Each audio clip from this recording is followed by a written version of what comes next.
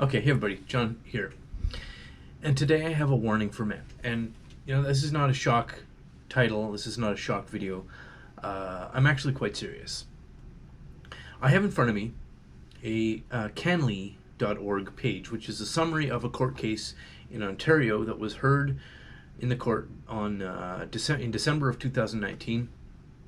And I'm going to call it a divorce case, although that's possibly a misuse of the word divorce, because it was a separation of a boyfriend and girlfriend who had been together for 14 years as boyfriend-girlfriend, not as a married couple, as boyfriend-girlfriend, that when they split up, she went after him for support payments, for spousal support, and was awarded spousal support in the amount of $53,000 a month. The guy was very rich.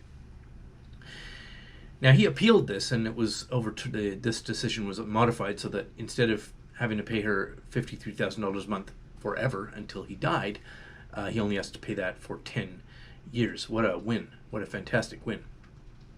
The upsetting part about this, the disturbing part about this, and it is disturbing, is that the court came to the finding that this was a marriage-style relationship. This was a spousal relationship. And the basis on which that decision was made was that they cohabitated. It was a cohabitating relationship. You would think from hearing that they live together, right? That's what we generally, when we're speaking English, what the word cohabitation means. You live in the same house or apartment or condo or whatever, domicile. You live together. Well, they didn't, though. They lived in separate houses. Not just separate apartments in an apartment building, they lived in separate physical discrete spaces. Now, obviously, being in a sexual relationship, they were each at each other's place a substantial amount of time. That's normal. I mean, I go to my friend's place and have dinner quite a bit. I have people come here. The boyfriend, in this case, owned a vacation home. Now, I'm going to say he owned the vacation home. You could argue they owned the vacation home if you view them as a unit. But remember, they were never officially married. They didn't live together. They didn't have kids together. And as far as I can tell, they didn't combine their finances into one bank account. This is a boyfriend-girlfriend relationship. He owned a vacation home that they went to on a yearly basis for a couple of weeks each year. That is the sliver of fingernail that the court has used to decide that they cohabitated, and this was you're married. You're married. You two are married. So therefore, now that you're breaking up, she gets to get $53,000 a year. Sorry, I just said $53,000 a year. That's wrong. I made a mistake. It's $53,000 a month. Apparently, the first decision was for life, forever, and after the appeal, only for 10 years. But still $53,000 a year. $53,000 a month. This decision, which is on Canley, is a substantial precedent. What it means is that a boyfriend is a career path, all right, for women. Having a boyfriend is a financial plan. So as much as you might think you find someone attractive and you like them, you're spiritually in line with them, or you're politically, you share the same interests, you enjoy each other's company, the sex is good or the sex is satisfactory, or you like to work out together, whatever it is you like to do, whatever it is, the factors that make you attracted to somebody and you want to spend time with them, have them be a romantic partner. In law, this is a career path for the woman. You are a financial plan. And so when you break up, we've grown apart, or I found that she's been cheating, or this is just not working out because I'm never left alone, or you're never left alone because yap, or whatever the problem is, you're going to break up.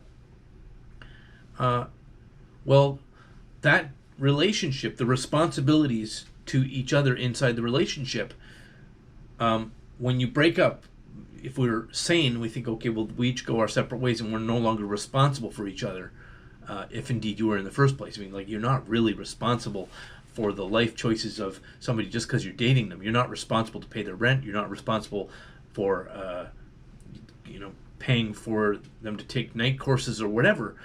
But in this case, not only do those responsibilities exist inside the relationship, because this guy was very nice and generous to his girlfriend, now that they've split, he has to still keep paying for her. So, gentlemen, especially financially successful guys, beware.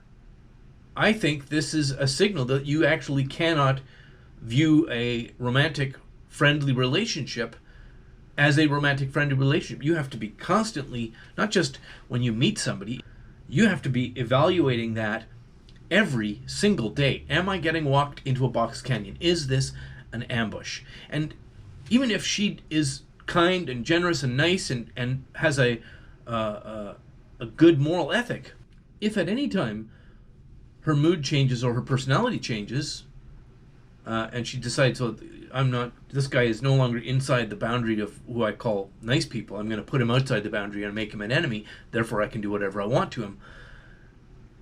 The legal standard after this is that you can be financially exploited.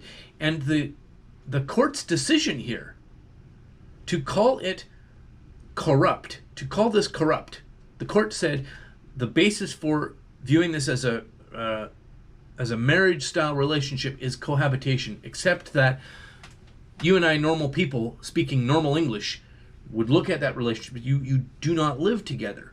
You have you vacationed together. You went to a vacation home. So if you ever went anywhere with your girlfriend and lived in the same place for a week or a weekend, you booked a hotel in Cancun, or you went camping in Banff and lived in the same tent.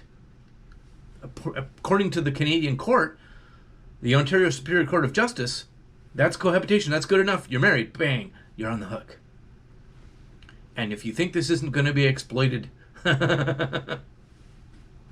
so not only is this, by the way, a wake-up call to men, and most men aren't going to get this wake-up call. It's going to take years for this to percolate, and it's not going to come percolating from guys like me or even Janice Fiamengo, who talked about this a week ago.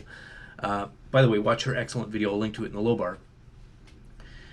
The awareness of this in the general public is going to percolate through water cooler talk at the office, when you hear the grief of your office coworker getting financially ruined by the family court on frivolous grounds, on corrupt basis. So to call this corrupt diminishes the value of the word. I mean, the word corrupt doesn't reach far enough to encompass this.